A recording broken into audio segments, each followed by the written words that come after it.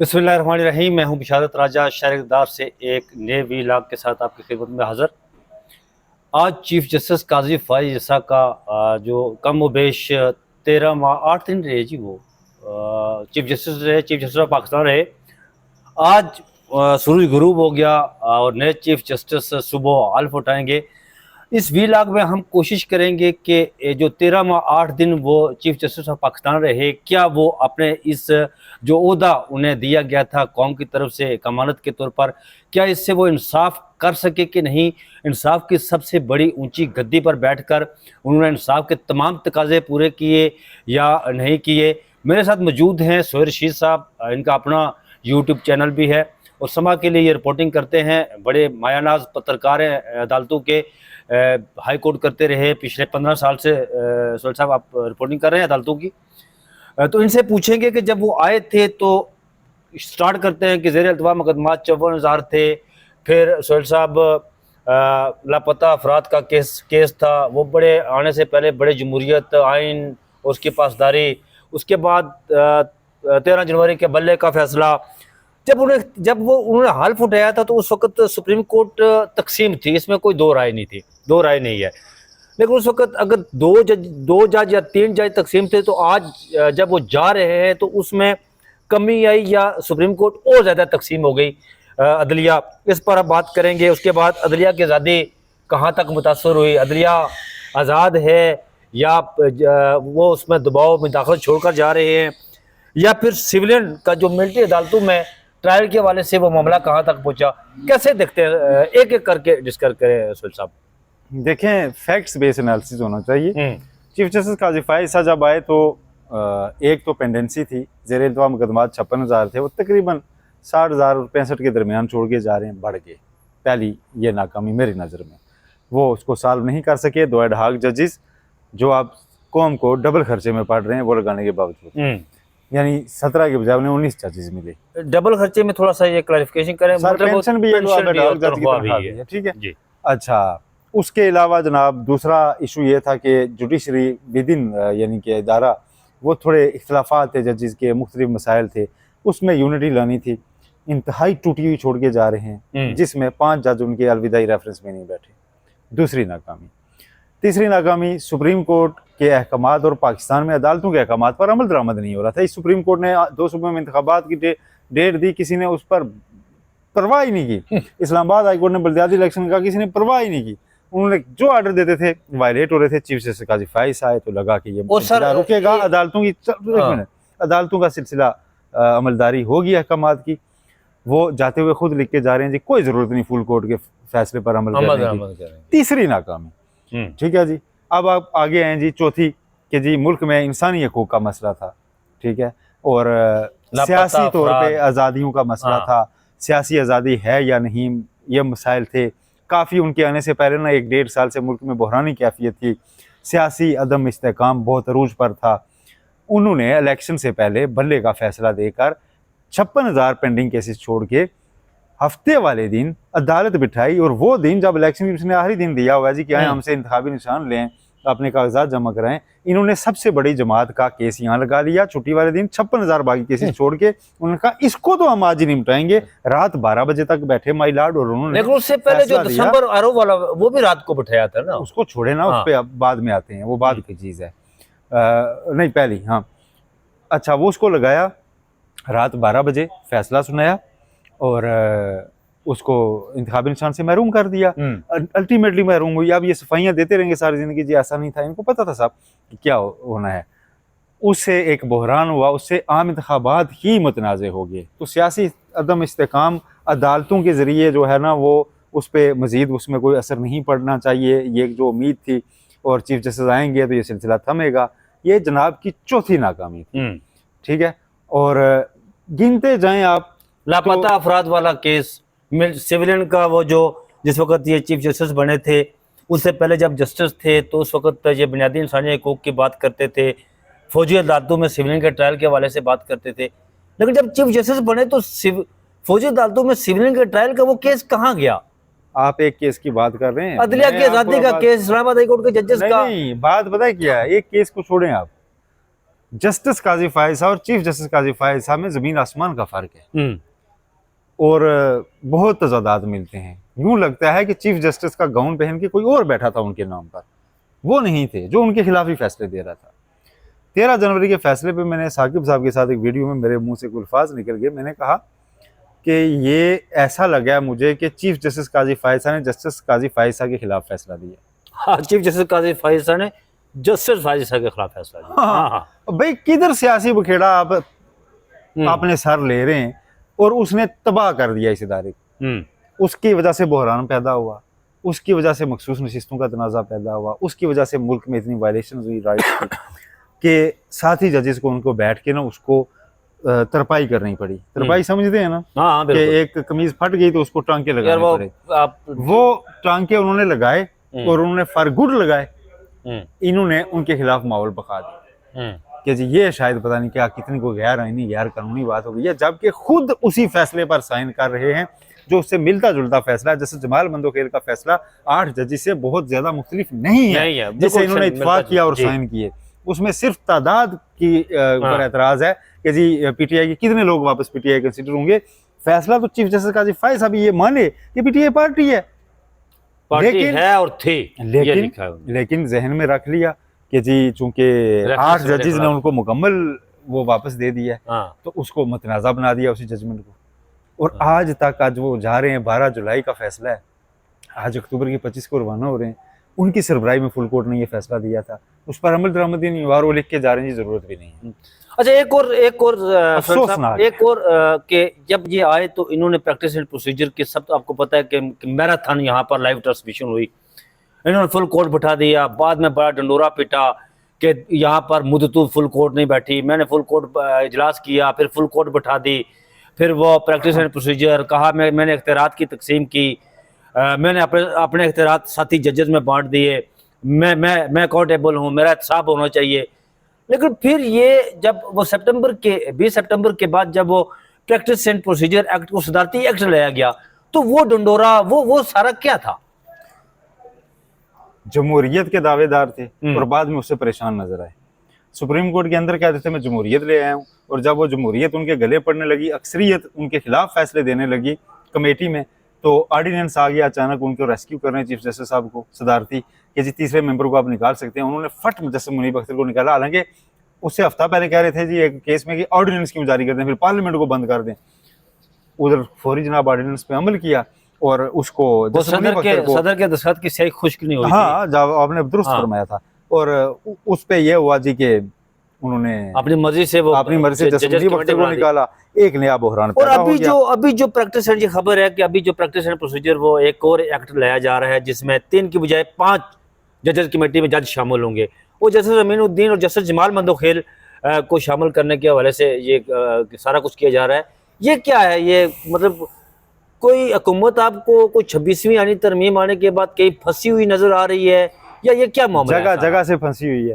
Calculations पूरी नहीं है। रनस नावला रात को टीवी प्रोग्राम में कह चुके हैं कि ठीक है जस्टिस मंसूर अली शाह का रास्ता रुक गया, लेकिन पीटीआई का वो ज्यादा लग रहा है हमें कि जी मतलब उनको रिलीफ मिल जाएगा। और फिर अब आप ऐसी चीजें होती देखेंगे कि गवर्नमेंट परेशान आपको नजर आएगी अमलन।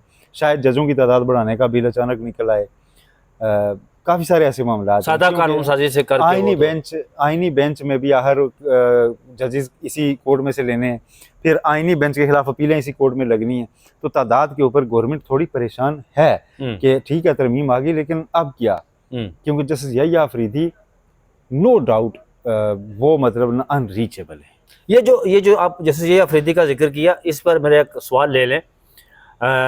ये जो आज उन्होंने इख्तियारात की तकसीम के हवाले से बात की, इसको आप किस नज़र से देखते हैं? ये मैसेज कन्वे कहाँ किया गया? देखें, वो तो आइन में लिखी हुई चीज़ है ना, प्रीएम्बल में लिखी हुई चीज़ है, तो वो उन्होंने बताई है कि ये ऐसे होगा, principle of trichotomy of power shall prevail, तो वो प्रिवेल करेगा। उन्होंने ये एक तो आइन की बात बताई है बड़ी वाज़ेह, और वो प्रीएम्बल अगर फिर आप 26th अमेंडमेंट के साथ मिला के देखेंगे, अगर उसमें कोई तजाद आया तो वो प्रीएम्बल के साथ खड़े हुए हैं। किस तरह प्रिवेल करेगा? पहले भी आइन और कानून की यहाँ पर मामला क्या चल रहा है? इतने अज़म से उन्होंने कहा है ना, तो आप यकीन रखिए कि प्रीवेल करेगा। उन्होंने इतने अज़म से उन्होंने कहा तो यकीन रखिए प्रीवेल करेगा। जस्टिस यहिया अफरीदी के नॉमिनेशन से जो जलजला मुमकिन आ सकता था ना, कुछ लोगों को खदशा था ये आएगा, कुछ लोगों को हुकूमत में बैठे हुए को उम्मीद थी कि ये आएगा, हम इन्हें नॉमिनेट करेंगे मतलब उम्मीद और पूरी कई नहीं जज फारिग हो जाएंगे। हाँ। तो वो काम नहीं हुआ। ठीक, अच्छा हमें खुद था, मुझे हमें भी खुद खुद था। था कि ये अगर होगा तो जैसे यही आफरीदी करेंगे रिफ्यूज, क्योंकि वो प्रैक्टिस एंड प्रोसीजर ऑर्डिनेंस के साथ कमेटी में बैठने से इनकार कर चुके थे, कंट्रोवर्शियल बनने थे। हमारे पास दलील ये थी कि अभी उनकी 59 ईयर्स एज है, 6 साल उनका टेन्योर रहता है, चीफ जस्टिस वो यूं भी बन जाएंगे अपनी बारी आने पर, तो अभी वो चीफ जस्टिस बन के 62 साल की उम्र में क्यों रिटायरमेंट लेना चाहेंगे? ठीक है, तो इसलिए लेकिन मतलब उन्होंने बहुत वाइज डिसीजन, और यकीनन उनको साथी जजेस की सपोर्ट हासिल होगी कि जनाब ये जो कुछ हो रहा है अदलिया के साथ, इसको लेट्स स्टॉप इट। ठीक है, आप आगे हो जाए, लेकिन लेट्स स्टॉप इट। अच्छा, ये सिलसिला चीफ जस्टिस काजी फायज ईसा को शिकवा था साफ़ी डॉलर्स कमा रहे हैं उनके नाम से, या शायद ये सब पैसे की गेम है। आज मैं जाते हुए एक डॉक्टर तौकीर गिलानी साहब की नज़्म उन्हें बता दूँ। हाँ जी, पढ़े। ठीक है, वो बड़ी मज़े की है और बड़ी दिलचस्प है इस मौजू पर कि जब कोई इल्ज़ाम लगाए ना किसी हक परस्त पर कि यार शायद तुम पैसे के लिए कर रहे हो, तो उसमें वो डॉक्टर साहब लिखते हैं कि तुम्हें ये गुमा है या शायद यकीन है या तुमने किसी से सुना है कि हम इन हवाओं के रुख के मुखालिफ अगर चल रहे हैं तो इसमें हमारा कोई फ़ायदा है, कोई मालो दौलत या शोहरत या आदत या कोई इबादत या सरसब्ज जन्नत नहीं, जाने मन ऐसा कुछ भी नहीं है, ये मुमकिन नहीं है। यहाँ मालो दौलत या ओहदा या शोहरत या आदत इबादत या जन्नत की हसरत के मारे मुसाफिर अगर आ भी जाएं नहीं चल सकेंगे। ये मंडी नहीं है, ये उशाक हैं, इनमें कोई भी कातिल या डाकू या राशि या बनिया या बड़वा या रंडी नहीं है। ये वो सख्त जां हक तलब ज़ूफ़शां सरबकफ दिल तपा कारवां जिन पे अर्जी खुदाओं की लोहे मुकद्दस के इनकार का एक इल्ज़ाम है और हमेशा से है। फ़ायदे की गलाजत नहीं चाटते, अपनी नस्लों के पाँव नहीं काटते, ये बकाऊ नहीं है। हवा के मुखालिफ सफ़र करने वाले मुसलसल मुसाफिर बड़े बेतलब हैं, बड़े बेरिया हैं, यानी यूँ समझ लो कि ये सूफिया है। क्या बात है जी। ठीक है। अच्छा नाज़रीन, तो ये जो वो समझते रहे कि शायद डॉलर्स, यार आखिरी अगर किसी का होगा ना, अगर किसी ने यूट्यूब से डॉलर्स कमाने मैंने तो कमर कमाया नहीं उसका मैंने भी नहीं कमाया, उसका आखिरी ऑप्शन होगा कि वो सुप्रीम कोर्ट की रिपोर्टिंग यूट्यूब पे डाले और 1000 तरह के रिस्क सर पे उठाए कि कभी तौहीन अदालत, कभी कोई नोटिस, कभी हरासगी, ये सारी बर्दाश्त करे और उसके बाद चंद डॉलर्स उसे शायद महीनों बाद जाके मिल जाएं और वो उस पर कहे जी वाह वाह वाह, मैंने यार कोई दुनिया में और काम नहीं है। इस यूट्यूब के ऊपर आप दिन को कोई जॉब ना करें, एक छोटा सा स्किट लिखें, ड्रामा क्रिएट करें, उसके ऊपर मिलियंस व्यूज आते हैं आपको बिल्कुल महीने के। मतलब ना इस पे आप थोड़ा सा टाइम लगाएं, जो भी यंग लोग हैं तो वो 40-50 लाख रुपया कमा लेते हैं लोग। इंटरटेनमेंट, लोग अपना डेली लाइफस्टाइल दिखा के जी मैं बाहर निकला हूँ, आज ये रश है, ये फलां जगह कढ़ाई बनी है, कुकड़ियों के और बकरों के सबसे ज्यादा पैसे कमा रहे हैं यार, कढ़ाई, ये फलां जगह कढ़ाई बहुत अच्छी मिल रही है, इसके ऊपर आप बनाए चीजें, तो वो सबसे ज्यादा चलती हैं। क्यों कोई इतने रिस्क ले के यार ये सारे काम करेगा? देखो उन्हें लग रहा था शायद कि मैं एक चीज और करता हूँ, हो सकता है देखें, हर बंदे को अपना मुहासबा जरूर करना चाहिए। हो सकता है कभी किसी मजाज में बहकर, कभी किसी हवा में बहकर हम भी कोई गलत बात कह गए हों, गलत बात कर गए हों, कभी जज्बाती हो गए हों, कभी एक मुसलसल एक चीज चल रही हो, ठीक है, और उसमें हम भी एक साइड पे खड़े हो गए, मुसलसल एक दूसरे से पत्थर आ रहा है तो वापस उठा के मारें तो पार्टी बन जाता है बंदा, ठीक है। तो उसमें मेरा तो ये होता है जी कि मैं हर 2-4 दिन बाद बैठ जाता हूँ, कि थोड़ा सा खाली करता हूँ जहन को और चीज़ें साइड पे रख देता हूँ कि यार अच्छा अगर किसी ने कुछ कहा था तो जाने दो।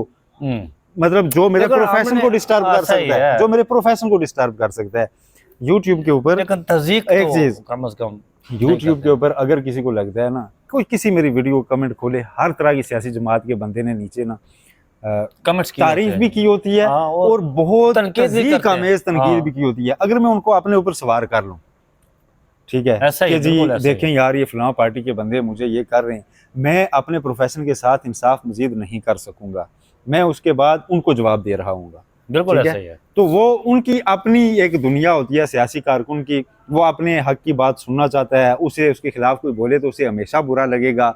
सियासी जमातों को हमेशा इस तरह बुरा लगता है। सियासी जमातें जब हुकूमत में होती हैं वो अपने भी कई एक्ट करती हैं, जजेस को उनसे मुतासर नहीं होना चाहिए। बिल्कुल ऐसा ही। जजेस को इंडिपेंडेंट रहना चाहिए। जजेस को हमारे व्लॉग्स भी अगर वो सुन भी लें तो उसको अगले लम्हे सुनते हैं, झटक देना देखिए चाहिए। मैं एक इसका और झटक देना नहीं हाँ। छोड़े ना, हाँ। झटक देने चाहिए, उसका आप वाला ना दें, मुझे पता है, हाँ। ठीक है। झटक देना चाहिए उस ख्याल को, उसके एंटी आर्गू करना चाहिए, ठीक है, खुद से अपने जहन में कि शायद ये चीज़ गलत हो।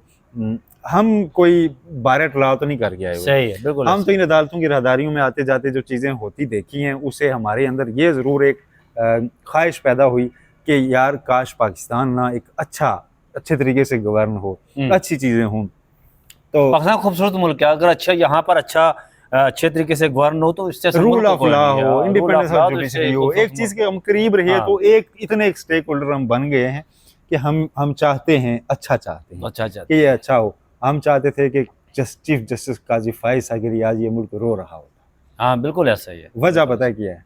आज वो 70% आबादी का वजह पता है क्या है? मेरी मायूसी का क्या वजह क्या थी? मैं समझता हूँ कि कुछ चीज़ें ऐसी थी जो चीफ जस्टिस काजी फायज ईसा ही कर सकते थे, वो उन्होंने नहीं की।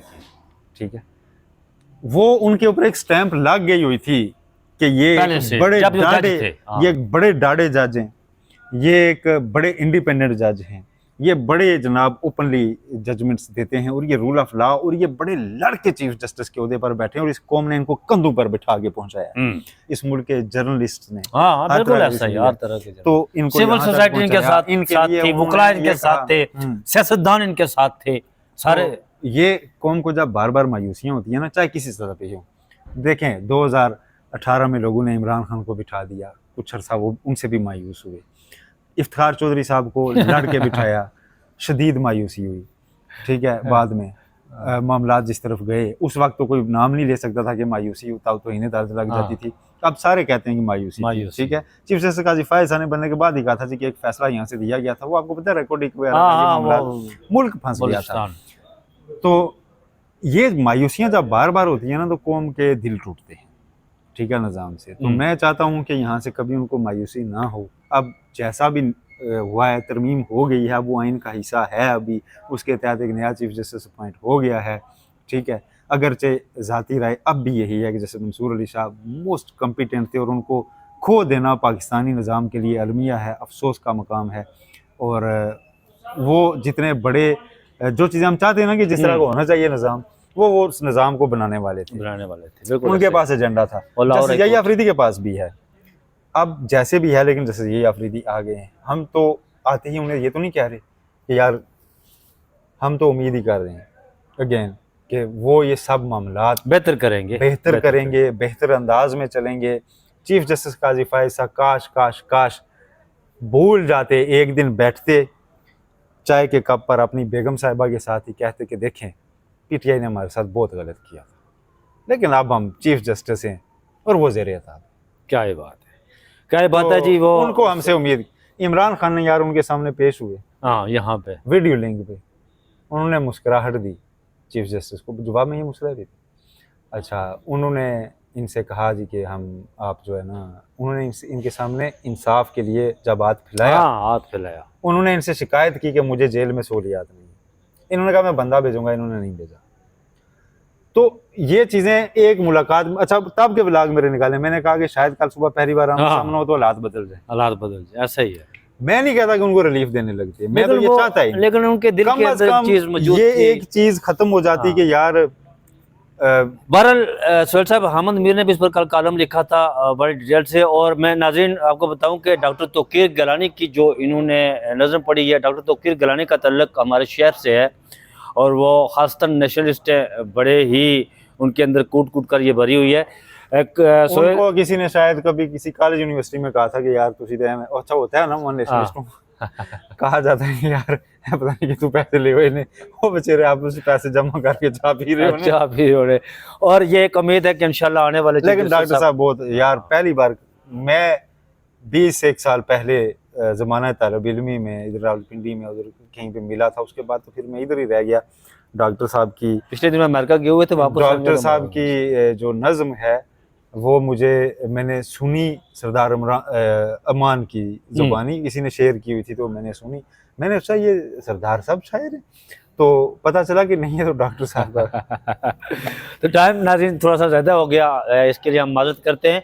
उस उम्मीद के साथ कि जस्टिस याहिया अफरीदी जो नॉमिनेटेड चीफ जस्टिस हैं, वो अदलिया का खोया हुआ जो वक़ार है वो बहाल करने की अपने साथी जजेस के साथ मिलकर उसे पूरी कोशिश करेंगे, और उम्मीद है कि वो उस खोए हुए वक़ार को बहाल करने में कामयाब हो जाएंगे।